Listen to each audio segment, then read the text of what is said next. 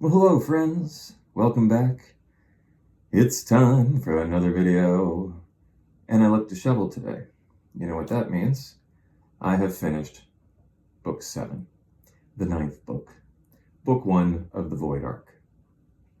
Wonderful.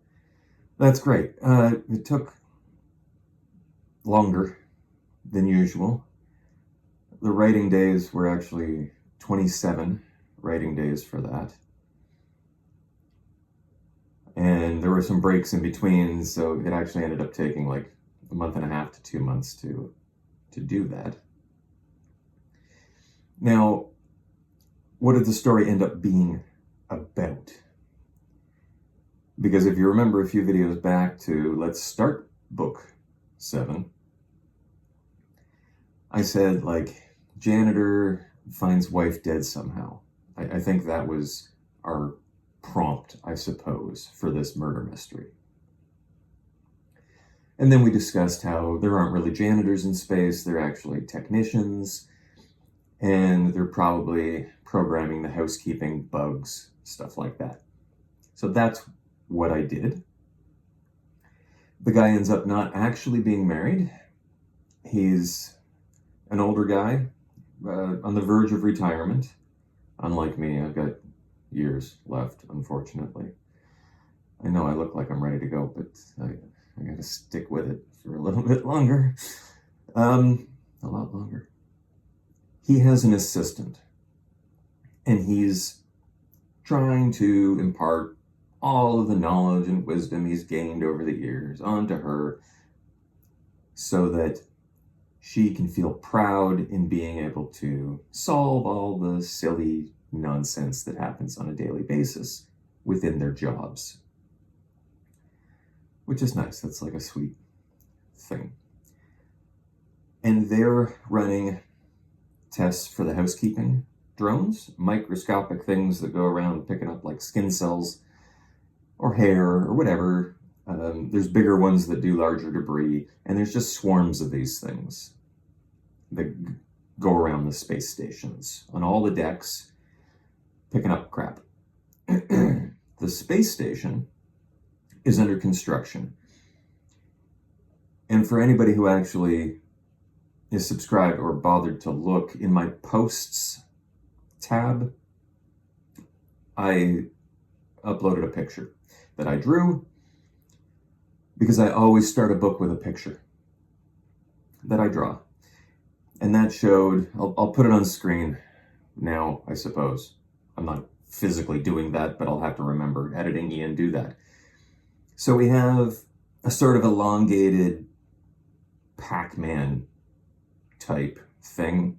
That's the space station. There's wedges missing. Wedges are being constructed somewhere else, and they'll be added. But for right now, only the top deck has air, and the bottom deck. The body is found by these technicians doing their test on deck 36, unit 14, I think. It's a cabin, where people live. So it's already got a bed, it's got storage, it's got stuff in it because the wedges come pre-assembled. There's no air on these decks. There is heat, magically. I had to make that work. You would think he was as asphyxiated. He was not asphyxiated, he was actually crushed. And our reader and our investigators have to figure out how he got crushed and who crushed him. And then there's, more murders and, another murder. And they got to figure out why the heck that person was killed, because they don't seem linked in any way, except that one might be to cover up the other, but there's no obvious link there. And I tried something a little bit different in this book. That's the plot, right? That's the murder mystery plot, is the director of operations for a space station under construction is found crushed in a cabin, and Miles and team have to go and investigate. And the clock is ticking because that station has to get constructed on time or the population will back up system by system until everybody dies from overpopulation. Whatever, I'll write a better blurb. There's a lot of clicking talks. There's a lot of ticking clocks in this particular book. And I tried something different in it. Normally, in a murder mystery, you have a bunch of suspects, and they all could have done it, and they all have motive. They all hated the guy, let's say. I went the other way with this and said, none of them had a reason to kill this guy. Either of the guys. Because there are two murders eventually. Obviously, one person does have that reason. But it's a lengthy process getting there, trying to figure out who that person could possibly be. A lot of people have access. Like, a lot of people could have done it.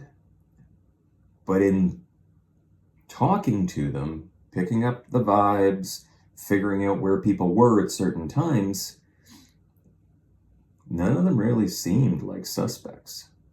It's that they even contemplate that because the body is found in a cabin with an open side, like adjacent to the missing wedges, that the body could have been floated in.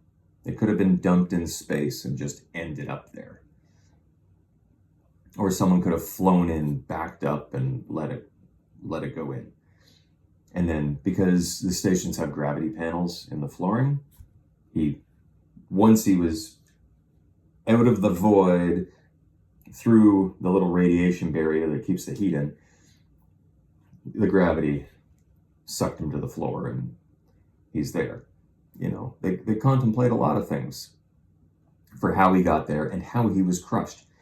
There's a million ways he could have been crushed.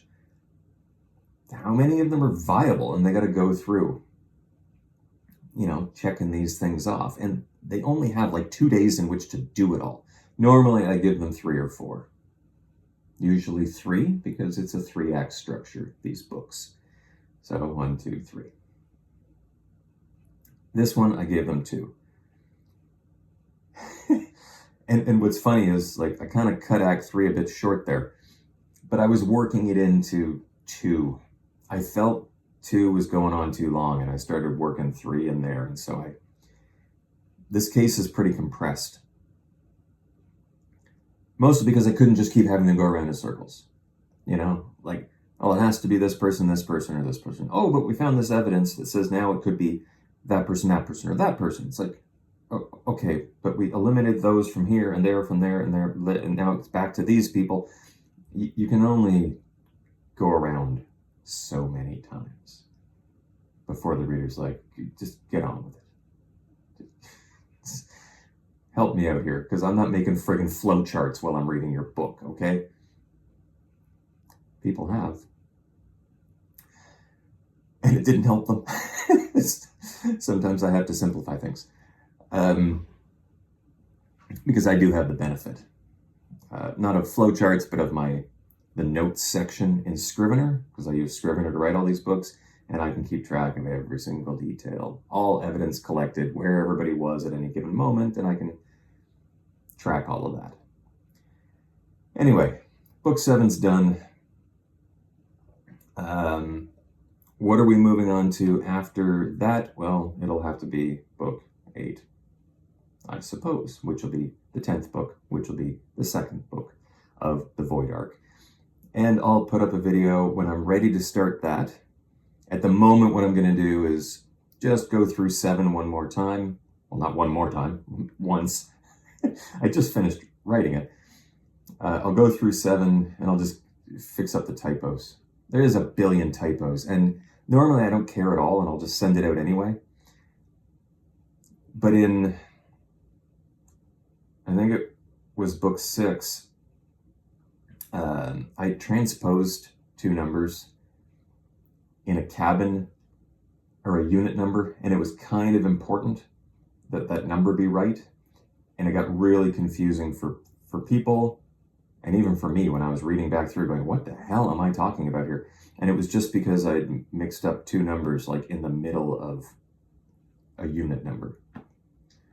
Everything that isn't a cabin is a unit on the space stations. Like all offices and whatever, they're unit numbers. Anyway, so that's it. Hopefully short and sweet. I might come up with another video in the interim about interiority. I was going to go into it in this video. That's why you probably just saw a little cut. I've decided against that. I kind of want some notes to refer to because I don't use interiority, and I have 3 very, very good reasons for not doing it. We can argue about that in a dedicated video, with its own little title about interiority, and then I can get all the people from the internet coming in to scream at me. They wouldn't watch a video like this, but they'd watch a video like that. So we'll see what that brings. Anyway, I might do that next week. And I still have to do the books that inspired me to write. I might record that this weekend and then put it up. That might be next week. You don't need to hear me thinking about these things. Thank you very much for watching. Thanks all the new people who subscribed. It's wonderful of you. We did have 2 jump on and then immediately jump off again. I assume those were bots because they weren't actually associated with any video. They just subscribe. I don't want to be here anymore. I assume they're bots. But thank you everyone else who's a real person and subscribed. I appreciate it a great deal. We'll see you next time. Bye.